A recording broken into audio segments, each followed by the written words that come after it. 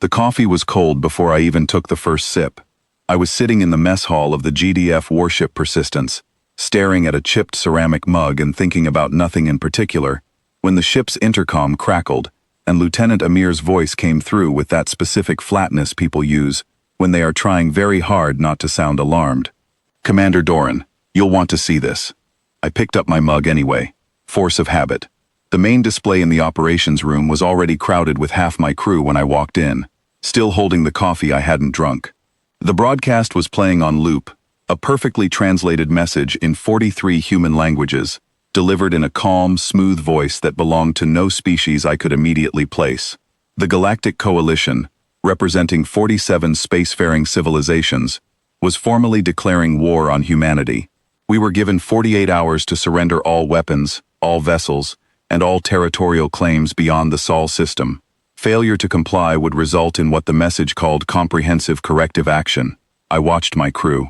Ensign Priya laughed first. It was a small laugh, almost confused, like she had heard a joke and wasn't sure if it was funny or if she was just tired. Then Chief Engineer Riku made a sound somewhere between a cough and a laugh, and then the whole room went, and for about 30 seconds the operations deck of a warship on the edge of contested space sounded like a break room at a company that had just received a very silly memo. I drank my cold coffee. "All right," I said. "Someone pull everything we have on Coalition fleet positioning." The laughter didn't stop entirely. It just moved to the background, where it stayed for the next several hours like a low hum, the specific frequency of people who are not afraid, but are paying very close attention. I want to be honest about something, because I think honesty matters here. We were not laughing because we were brave. We were not laughing because we were reckless or arrogant, or blind to what 47 civilizations pointing their weapons in your direction actually means. We were laughing because the message was, in a very specific and technical sense, absurd. Not the threat. The threat was real enough. What was absurd was the assumption underneath it. The assumption that we would read that message, look at those numbers, do that calculation, and decide to be afraid first, and angry second. Humans are always angry first. It's one of our less charming qualities. The Coalition had been watching us for about 200 years. They had filed reports, run models, attended diplomatic meetings where our representatives had been perfectly polite and completely impossible to predict. They had watched us colonize difficult planets that every other species had surveyed and quietly abandoned. They had watched us respond to setbacks not by retreating, but by building something new from whatever was left of the thing that had failed. They had, in short, been watching us very carefully, and they had still managed to misunderstand almost everything they saw. Their mistake was a reasonable one, actually. Every other species in the Coalition had evolved on worlds that were relatively stable. Their predators had been manageable. Their climates had been forgiving. Their histories were long and, by our standards, remarkably peaceful. When they looked at human history, the wars, the plagues, the near extinctions that we had walked through and emerged from on the other side, they interpreted it as evidence of instability. They thought we were dangerous, the way a damaged machine is dangerous, unpredictably, carelessly, without design. They did not understand that the chaos was the design. Every disaster we had ever survived had taught us something. Every war had produced a generation of people who knew things about endurance and improvisation and the precise outer edges of human capability that no peaceful species could ever fully learn. We hadn't just survived our history, we had studied it.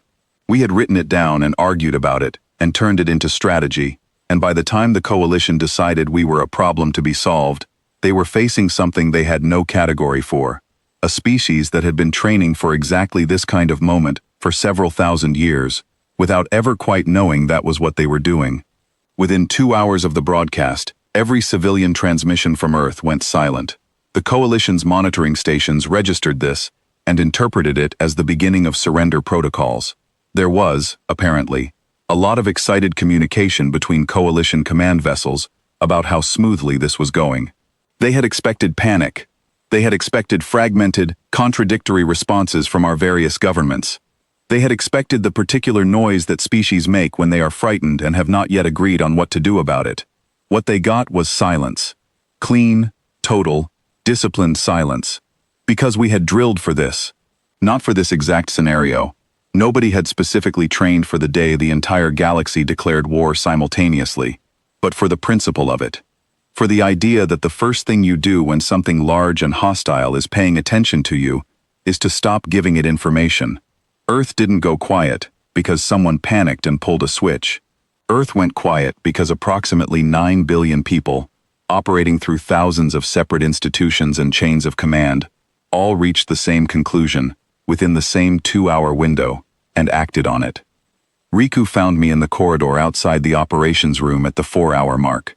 He was holding a nutrient bar and eating it with the focused energy of a man who had already been awake for 20 hours and was planning to be awake for 20 more.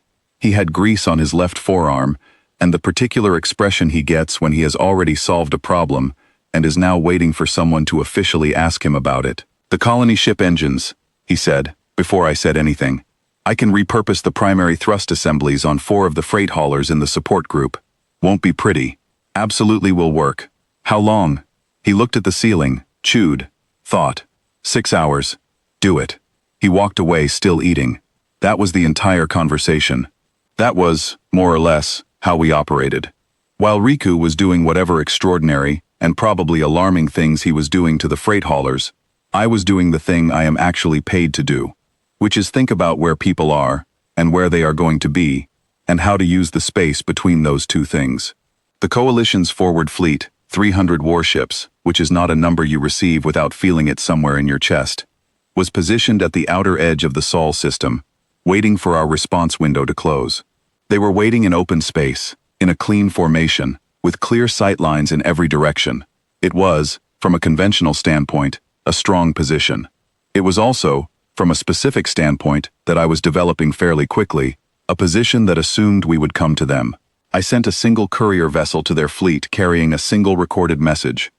The message contained coordinates, a location deep inside the asteroid belt, and a time. Nothing else. No explanation. No context.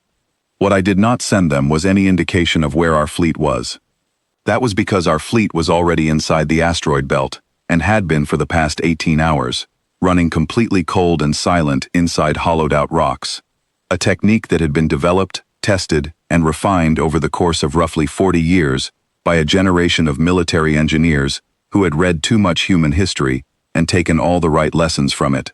From the outside, those rocks looked like rocks. From the inside, they were warships waiting for a signal. The Coalition forward fleet received our message, debated it for approximately 2 hours, according to the signal traffic we were monitoring, and then, because the alternative was waiting in open space for a response that was never coming, they followed the coordinates. They flew into the asteroid belt in formation. They flew right through us without knowing it, and then I gave the signal, and 300 Coalition warships discovered, within the span of about 4 seconds, that they were completely and comprehensively surrounded. I will not pretend the next 11 minutes were clean or comfortable or in any way resembling the organized operations you read about in tactical textbooks. My gunner, Specialist Torres, ate the second half of a protein bar during the engagement. Someone, I still do not know who, played music over the ship-wide comm for approximately 90 seconds before someone else cut it. Riku's repurposed freight hauler engines performed exactly as he promised, which is to say, they worked perfectly, and also made a sound like the universe clearing its throat. We did not fight in formation. We never do. Coalition tacticians had spent considerable time studying human military engagements and trying to identify our preferred formations, our standard approach patterns, our predictable responses to standard maneuvers. They had produced detailed models. Those models were not useless. They were actually quite thorough. They simply described something that did not exist. Human fighters do not have a preferred formation, because the concept of a preferred formation runs directly against the grain of how we actually think in a crisis. We adapt, continuously. We respond to what is in front of us rather than what we planned for, and we make that shift so quickly and so naturally that from the outside it looks like chaos. It is chaos. It is also a very effective weapon.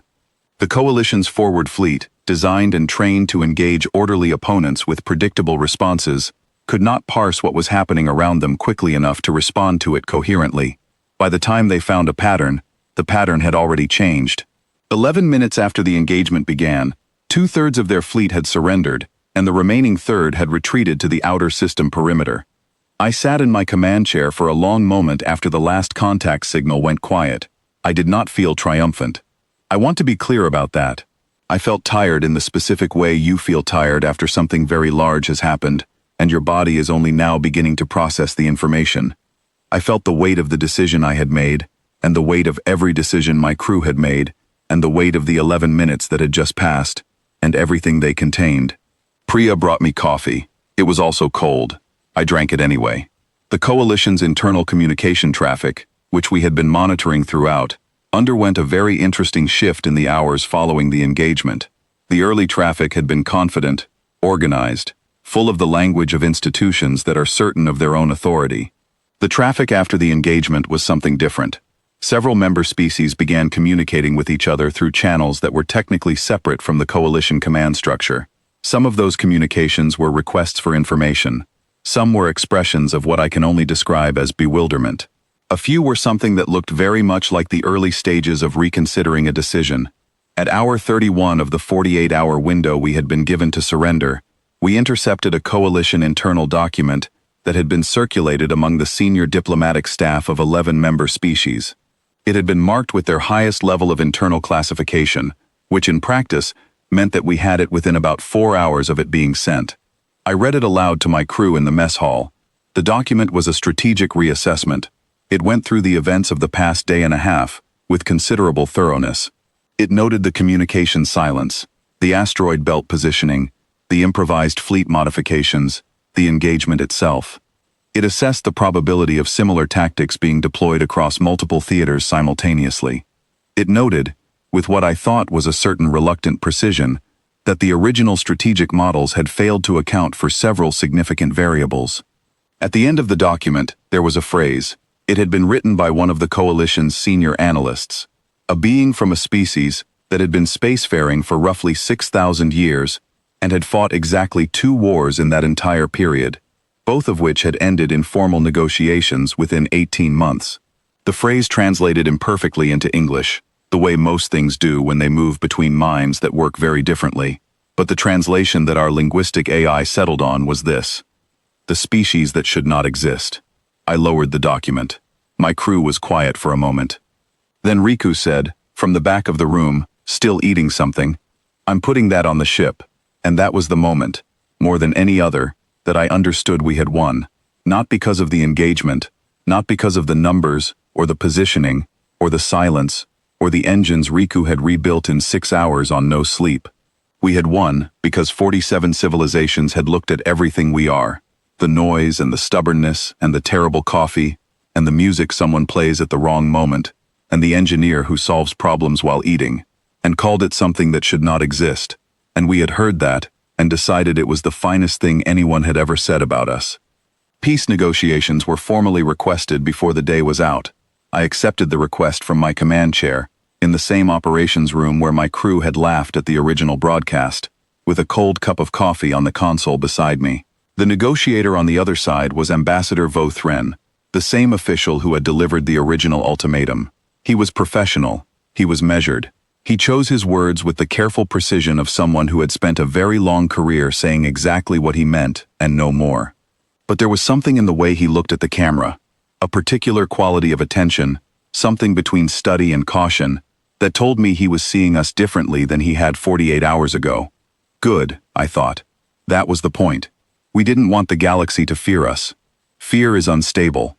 Fear makes things unpredictable in ways that nobody benefits from. What we wanted, what we had always wanted, even when we hadn't had the words for it, was to be understood, to be seen accurately, for exactly what we are. A species that came from a hard place and learned hard things and carries all of it forward into every room it walks into. They gave us 48 hours to surrender.